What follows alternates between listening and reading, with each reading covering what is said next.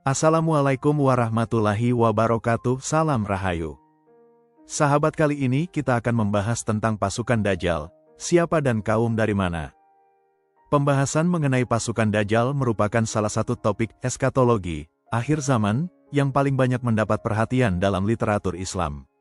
Berdasarkan hadis-hadis sahih, Dajjal tidak bekerja sendirian, ia didukung oleh kelompok-kelompok tertentu yang menjadi pengikut setianya. Berikut adalah narasi mengenai siapa saja yang menjadi bagian dari pasukan Dajjal berdasarkan sumber-sumber nubuwah. 1. Kaum Yahudi Asbahan.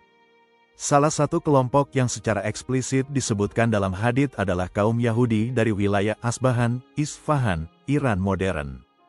Dajjal akan diikuti oleh 70.000 orang Yahudi dari kota Asbahan. Mereka memakai tailasan, jubah berkerudung. Hari Muslim. Angka 70.000 dalam hadits seringkali dimaknai sebagai jumlah yang besar atau sebuah kekuatan militer yang signifikan dan terorganisir pada masa itu. 2. Kelompok wanita. Rasulullah SAW memberikan peringatan keras bahwa kaum wanita akan banyak yang terpedaya oleh fitnah Dajjal. Hal ini bukan karena sifat dasar wanita, melainkan karena Dajjal menggunakan tipu daya yang sangat memikat emosi dan kebutuhan lahiriah. Dalam sebuah hadits disebutkan bahwa saking dahsyatnya fitnah ini, para pria sampai pulang ke rumah untuk mengikat istri, ibu, dan anak perempuan mereka agar tidak keluar mengikuti Dajjal. 3. Kaum Khawarij dan pengikut Bid'ah. Dajjal juga akan diikuti oleh orang-orang yang memiliki pemahaman agama yang ekstrim namun dangkal. Dalam sebuah riwayat disebutkan, akan muncul sekelompok pemuda yang pandai membaca Al-Quran tetapi tidak melewati kerongkongan mereka, tidak masuk ke hati. Setiap kali satu kelompok muncul, mereka akan ditumpas, hingga akhirnya muncul Dajjal di tengah-tengah pasukan mereka. Hari Ibnu Majah. 4. Masyarakat Baduy, orang-orang jahil. Dajjal akan menyasar orang-orang yang kurang pemahaman agamanya atau orang-orang pedalaman yang mudah terkesima dengan keajaiban visual. Dajjal akan menunjukkan kemampuannya menghidupkan orang mati, dengan bantuan setan yang menyerupai orang tua mereka, untuk meyakinkan mereka bahwa ia adalah Tuhan.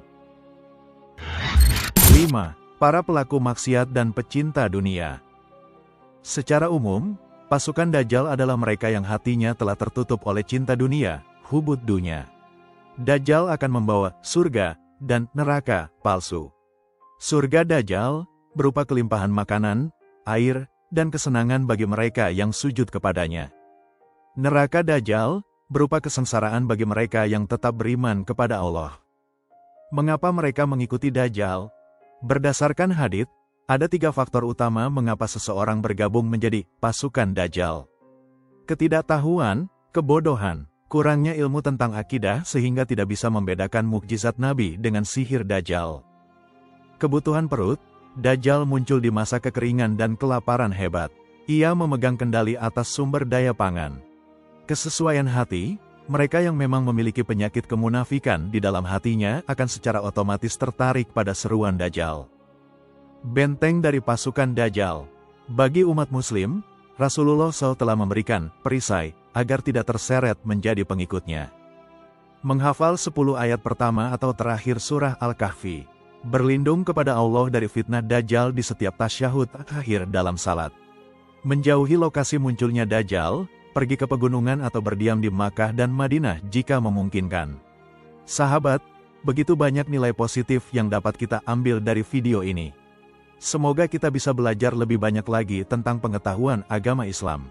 Karena banyak sekali ilmu dan pengetahuan yang masih belum kita pelajari. Sampai bertemu di video selanjutnya. Wassalamualaikum warahmatullahi wabarakatuh. Salam Rahayu.